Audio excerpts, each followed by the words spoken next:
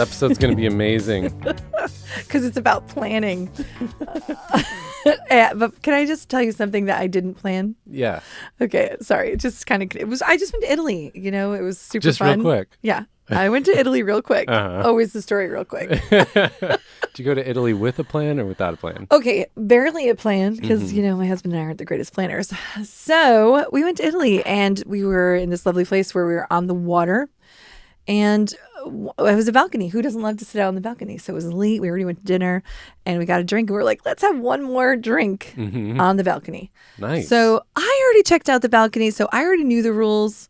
But Adam, you know, he didn't really check things out. And so he came out to the balcony and slid the door shut. And as it's clicking, I was like, wait. Did you not read the tiny little sign that said there's no handle? Oh, no. On the inside. There's no handle on the inside. Oh, None. No. So I'm like in my pajamas already. And it's very late. And it's like a quiet town. So we looked over the edge. Not a soul. I looked to the roof to the left, but Adam was like, you've already had a couple drinks. Maybe you shouldn't jump. Looked for my neighbors. No neighbors. I was like, we are screwed. So once we figured that out. So you're on the balcony, Yeah. doors shut, but there's no handle. No handle. Oh, man. First of all, who creates a space like that? Italy? Any place in Europe, yes. What's the thinking behind that? It's amazing. That is so European. It's like, this is what makes it charming and Yeah. fun, but also so Really not impractical. practical. We're like, I'm in my suburb. I need my. Where's that handle? So we panicked for a moment. And then we were like, Adam was like, well, I have my phone, so I can call the front desk and they can come get us maybe. I was like, yeah, but let's not problem solve really about this until we have our drink fully. Yeah. Wouldn't you have done the same thing? I think so. I feel like I didn't want the vibe to be ruined by Right. truly admitting that we were locked out. That's pretty cool. But yeah, you're just like, let's actually just enjoy this for So a we minute. enjoyed the moment. Good for you. And then sure enough, they answered. He called the front desk. And the front desk, of course, spoke in Italian, then realized, you know, oh, these are the English speakers. And then we were just like, yeah, we did it. And they didn't even, you know, blink because I think that this happens so often. But what was kind of embarrassing about it was that they had to come in the door and go all the way through your room. You know what I mean? It felt a little intrusive, you know? And then there we are, ta-da, in our pajamas. And she's like, you're free. Don't shut the door again. And we're like, thank you. That's great. Yeah, it was really very funny to happen to us. I've never been locked out on a balcony. I've never had like thoughts like maybe you should jump to the next room. I do kind of wish that in your pajamas you did some James Bond moves. I was thinking about it. You know, they always have the scene where like they jump off a roof and there just happens to be this like awning that softens the landing. Oh, always, and right. then they land in like a pile of fishy garbage. I do wish that part would have worked. It was fun, but talk about like not being aware of your surroundings. By the way, the sign was like, you know, like the size of your phone, handwritten on a piece of paper behind the curtain. Oh Can my we gosh. it should be on the door, right? Oh, that's great. Okay, well, we are talking about getting a little more planned than that. This is not nearly as exciting as your balcony experience, but I think what happens a lot, like topic that comes up a lot, is this feeling of being scattered and like I've never felt that way before. I just think we have a lot of people. I'm always paying attention to what people say when they come to Greenhouse and into the community. It's like, I'm scattered. I need to get organized. Yes. That phrase comes up a lot. So often. Need to get organized. And I can relate to that. I'm not a planner by nature. For a number of years, I was thinking about this where I was like, gosh, it feels like I'm doing a little of everything and therefore like not getting anything significant done. Yeah, I hate that feeling. Yeah. And I had tried a bunch of different productivity systems or approaches or tools. And it seemed like everything out there is overly complicated. So it was hard to keep up with it. Yeah. It's like the system or the approach itself was a whole task that was really hard. Yeah. You know? There's a lot of systems out there that are overcomplicated. Yeah. So I really relate to that one. Yeah. Like I'm just going to say on this podcast, if you could really do something for me, it would be really helpful, is I feel like there needs to be a budgeting app that doesn't require me entering in the numbers. It just does It just everything knows. on It its just own. knows. Yeah. Okay. It should just sense it from my phone or my got it, which category it falls into, because that's not helpful. Yes, I agree with you. Right? This should be possible now. We have all this AI. Can't they just figure it out? Put it in there. Who is they, by the way? I don't know who they is. I was hoping if it was you. Can't they just figure it out? Aren't you the they? I want this I to wish be. I was the they. Okay. So I agree. I think that you see this with planners even. So, by the way, Greenhouse Planner coming next year. So people DM us on Instagram if you have very passionate opinions about how the planner should or should not be. I seriously will take them into consideration. And we may or may not listen. Right? We will not listen to. But you see it with planners where it's like this whole system and it's so overwhelming. It's like keeping up with the thing itself is hard. So one thing I wanted to do is kind of pull, try all this different stuff, but pull the pieces that really matter into a simple, repeatable system that actually works. I just have to connect a dot that just came to my mind from the planner thing. You said we want a planner that doesn't overcomplicate, but guess what? I also don't want a blank piece of paper. Yes. Yeah. It's because then there's the structure has to be created by me, and that is overwhelming too. So it's really somewhere in the middle. It is. And it's hard to find. I know. Yeah, I actually completely agree. I think that's what's hard about it. It's got to be that perfect middle ground. It's got to be like enough framework, but then enough kind of freedom within the framework. So what I noticed, like throughout you can read all the productivity books and look at all the different systems. I mean, for me, it was a lot of also working in the workplace with agile work methodology, design thinking, all these different like work methodologies. And the thing that's consistent throughout all this stuff that seems to be one of the most important things is the idea of prioritizing like the important stuff over the urgent stuff. And then staying focused on that until you can get into a flow state, until you can get momentum. And you know this with like creative work, any kind of artist or musician, or I was even thinking about like renovating the kitchen. I mean, you can't just do this in like 10-minute intervals between meetings. It's like it's really difficult. All of these things take these big chunks of time to kind of get momentum going, to get into the flow. And it's almost like, I don't know why this has always been the mental picture for me. If you had, like your car stalled out, it's on the side of the road, you throw it into neutral. And if you get behind the car and start pushing, it's kind of like that first push. It's not really going anywhere. No. But you keep going and then it starts to roll. And after a few steps, it's going almost on its own. Especially if there's a hill. And you're like, and when I do this, I would like it to be situated. But it's kind of like you got to push long enough to get it moving. Yeah. Versus, this is such a bad metaphor, Sunny. If you had like 3 cars lined up because you all broke down at the same time. I'm dying to know where you're going, though. So I'm hanging in there with you, Steve. Because they all broke down at the same time, right? No, there's like 3 cars and you push on one for like 2 steps. And then you move to the next one and you push a little. And then the next. You push a lot of cars. I push a lot of cars in my free time. Keep going. Yeah, so 3 cars, push a little. Then none of them would ever get fully rolling. No. Can you imagine this? It's amazing. 100%. This metaphor is amazing. It really is. But my first thought when you said it was, you get momentum, but what if it is uphill?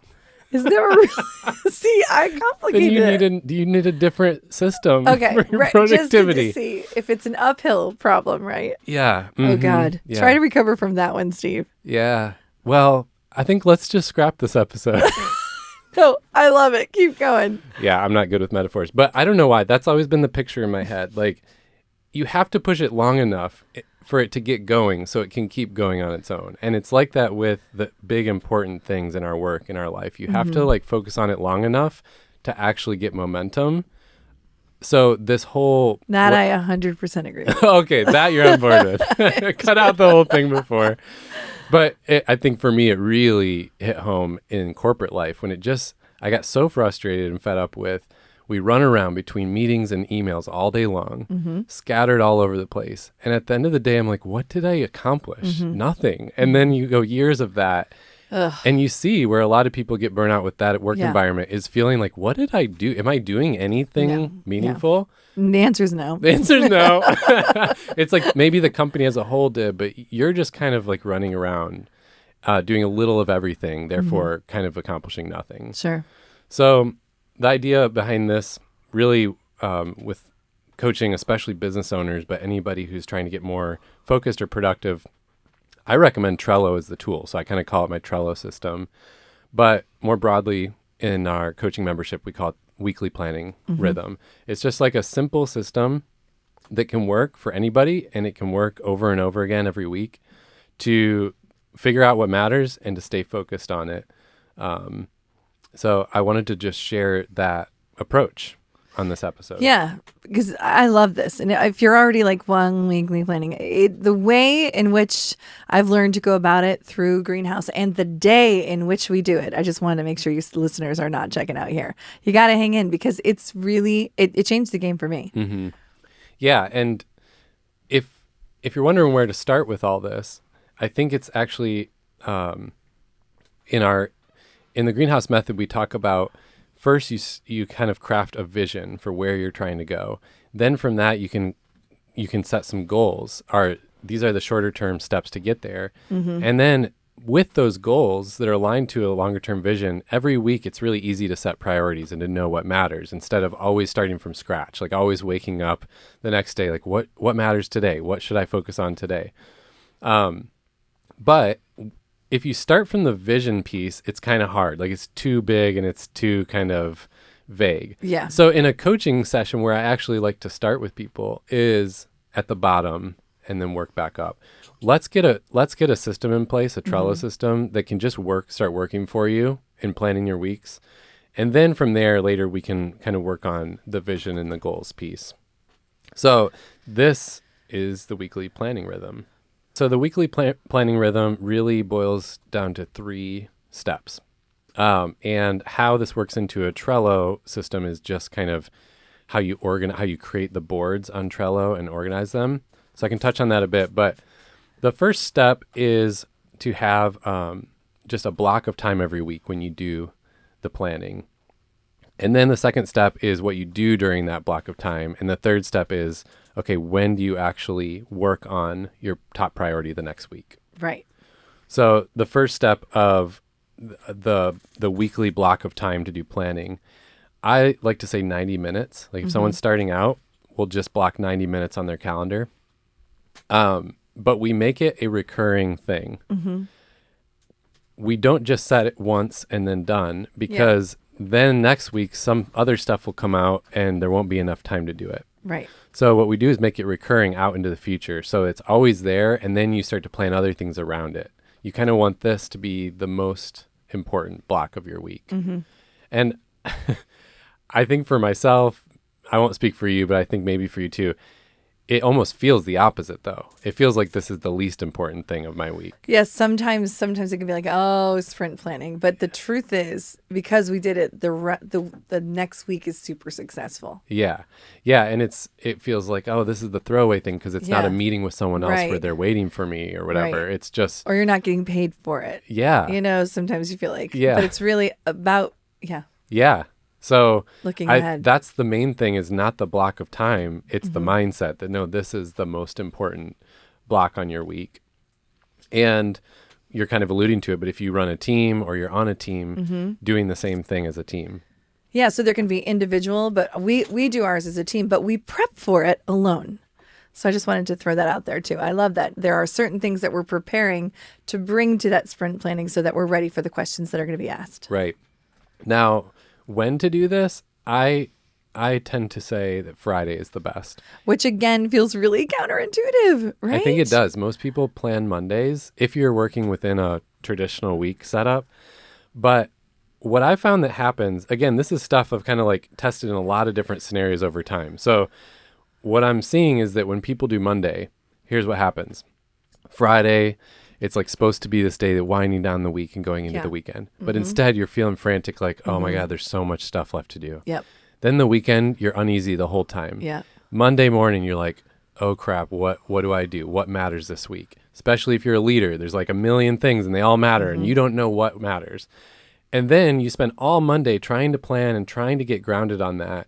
And so you're done with the day, you accomplish nothing, and Tuesday, you still haven't started your week. Right. Like that's what happens for most people. So why I got really kind of, I don't know, passionate about Friday is because if I do it Friday, I can feel good, like the week is wrapped up, rest easy on the weekend, and Monday morning, get right to it on the most important thing.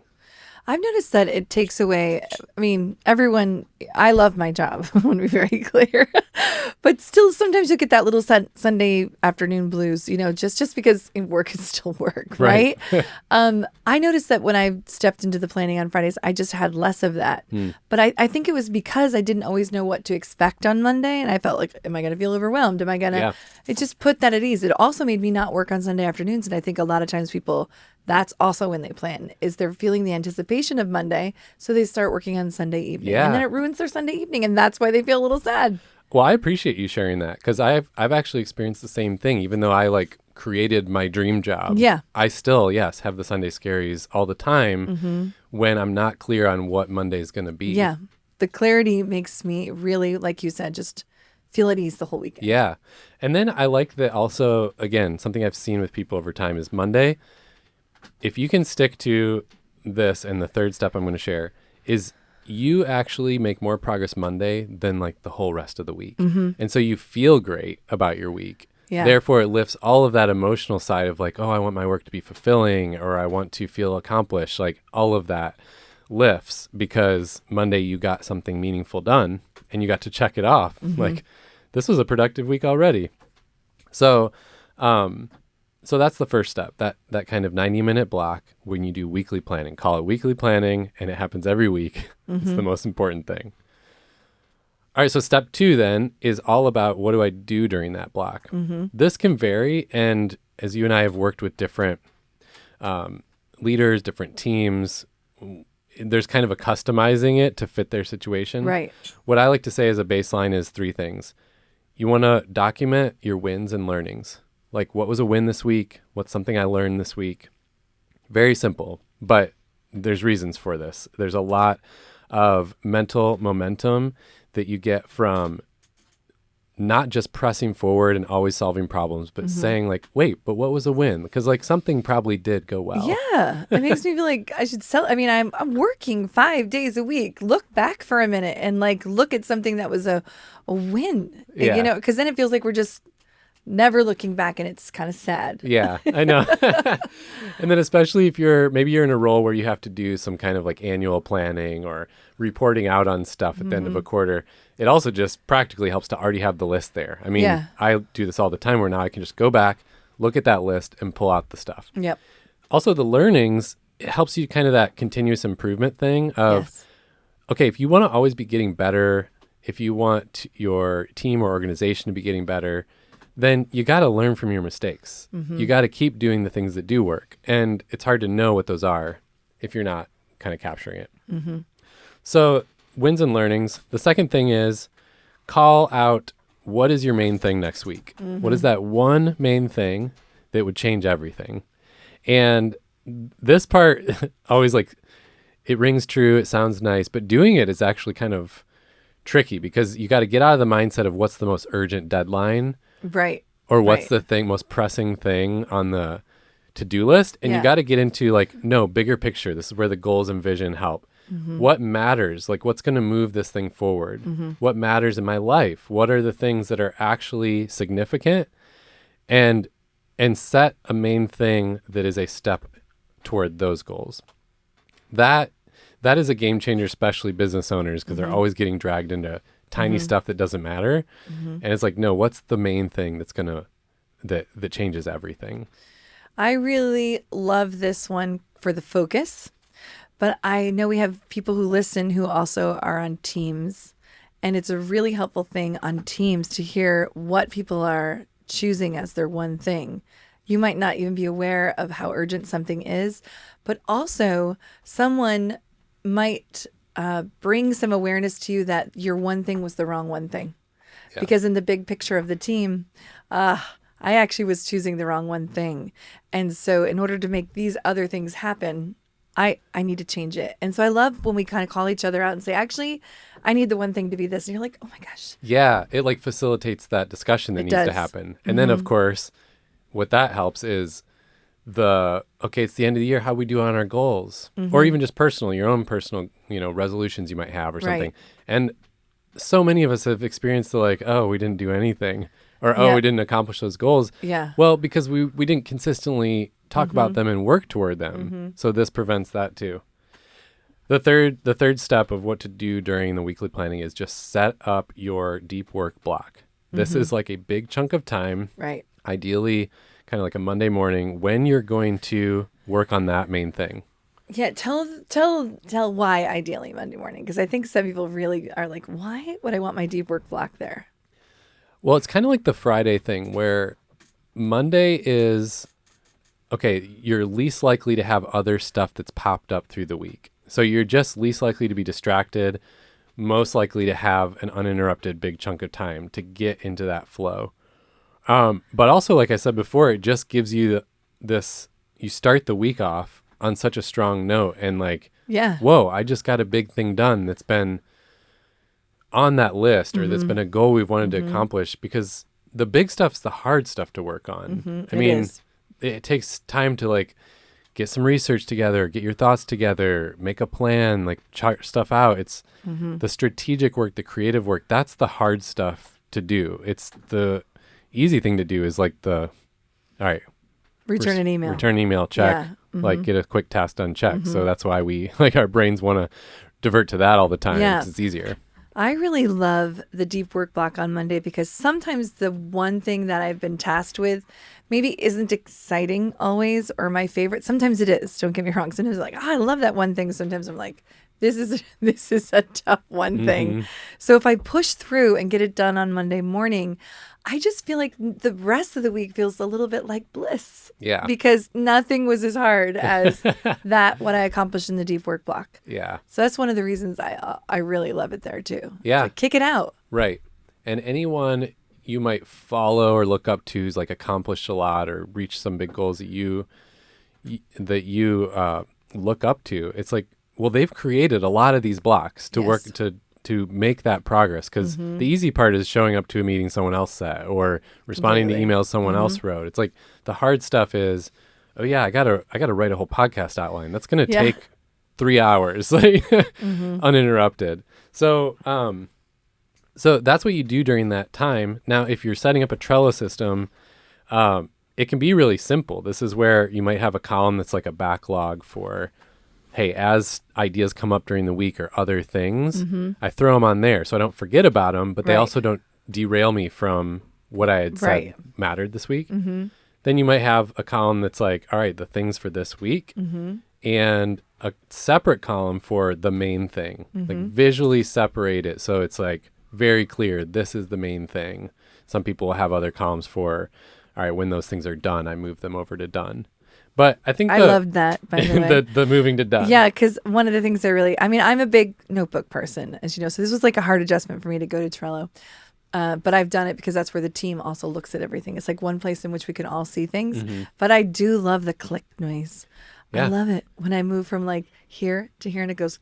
Oh, and on your phone you feel the click. And I mean, so good. They made it do that for a reason. Yeah, I mean, it really gives you a dopamine hit. Wonderful. You're like, yes. Yeah. And you're getting at another thing, though, which people always ask, like, okay, well, what about all the other to-dos? It's like, okay, yes.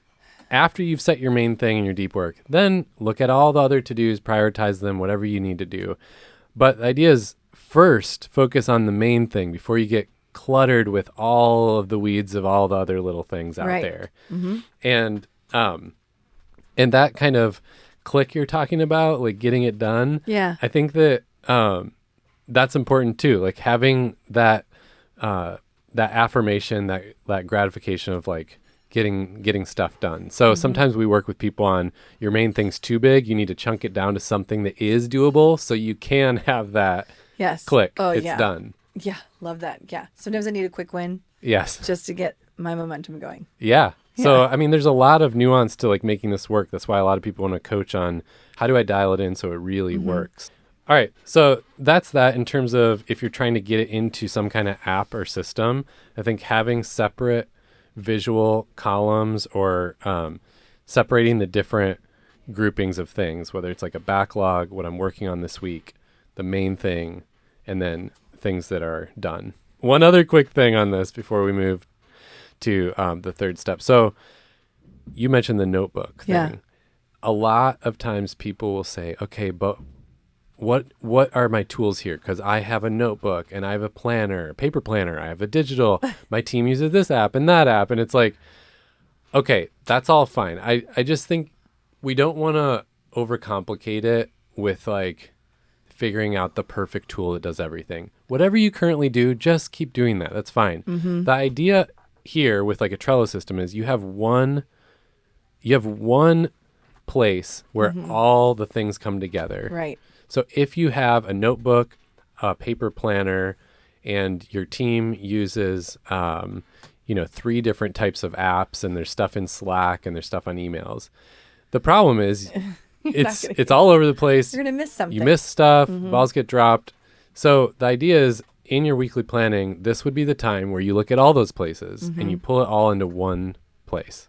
So just have your one source of truth, and that's one source of truth. I love and it. that's what matters. What is your one source of truth? Feels very cheap. Sorry. Anyway. Yeah, and so for me that is Trello, but I have Notebook and all these other places. Of just this is the time where you pull all the notes together. I think a lot of people get stuck with, I have all these different places and then I just lose things. Yeah.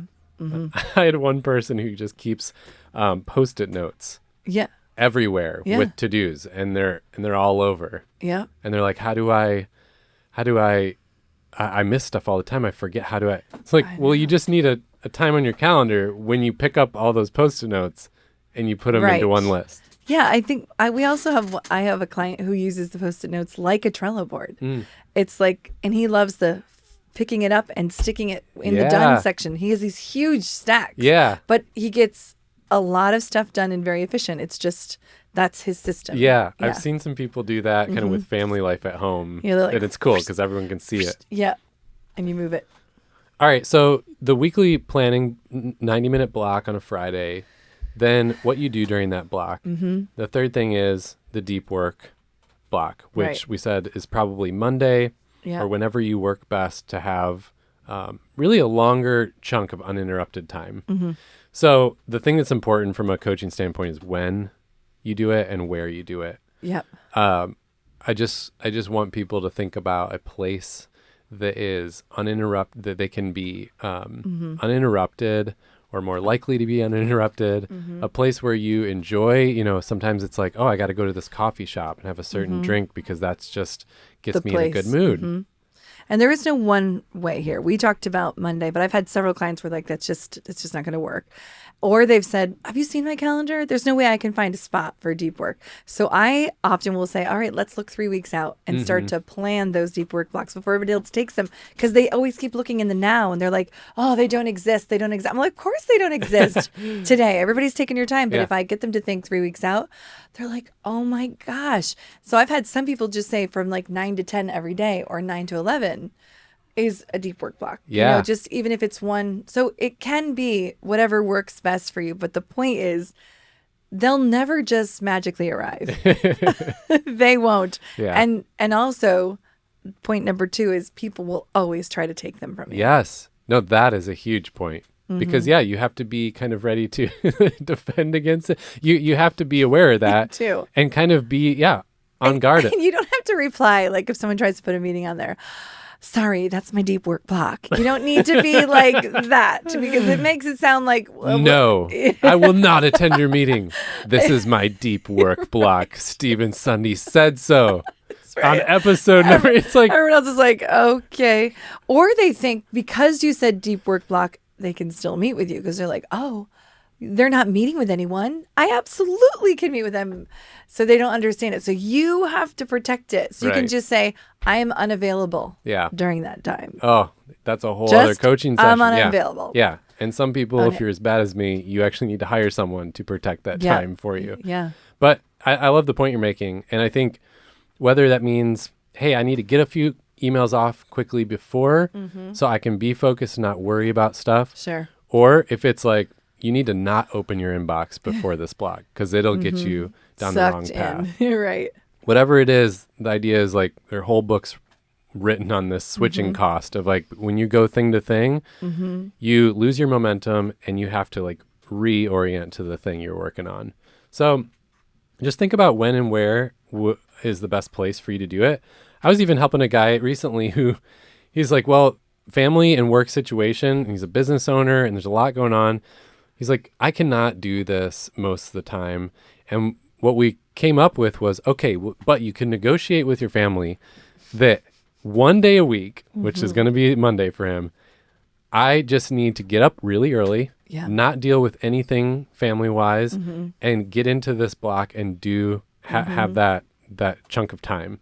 And in return, all the other days of the week, I will be fully available to you all morning and, get to work later. But there you go. Like he figured it out. He did have that busy schedule, but he made it work. Or some people might like to make it in the middle of the night. And that's really where their flow, I know. They're like, no, I'm starting at 1 a.m. Yeah. And no one's going to bother me. I love that you brought up negotiating with your family, especially with young people in the house, because people feel like every second of their morning and every second of their evening until they're dead and their bed is filled. So I have this other couple who negotiated that they both like to do a little bit of extra work one more time after dinner, but they had toddlers.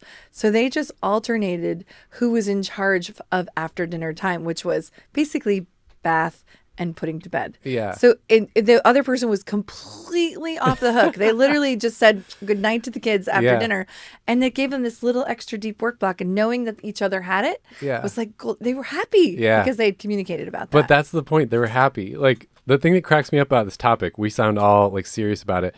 I had a couple of people recently who were like, oh yeah, Steve, because you love like planning type stuff. And I'm just smiling and nodding in my head. I'm like, no, I hate planning stuff. Right. That's why I'm so into this, because it's actually, if you can just have a system to rely on, then it can work and you don't have to worry about it. Yep. But you can also be more happy with how things are flowing. So that's the weekly planning rhythm. Take it or leave it. Take it or leave it. I will just say in closing that for me, who is not a natural planner either, really learning this, it really changed the game for me. It brought more joy, it brought more focus, and it brought more freedom.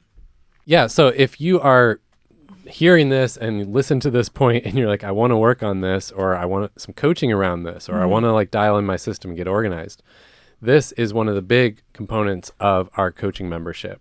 So greenhousecoaching.co talks all about it, but really the membership is a place to get coaching and to have the steps in the process you need to take and to be in it with others and community where you can either figure out what's next in your career, or you can grow in your productivity, in your leadership, in your life. And so we have a lot of people who are building this type of weekly rhythm or trying to get more organized with what they're working on. And really what's great is you can just join the free trial, check it out, give it a try. When you join, you get to talk to a coach who kind of shows you where to start in the greenhouse method and in this membership. And then you have the opportunity to get coaching or to just kind of do it on your own. But all these steps are laid out in detail, and we have kind of simple video modules, access to coaching, and we do this all as a community. So you can check it out at greenhousecoaching.co, and you can get your free trial started today.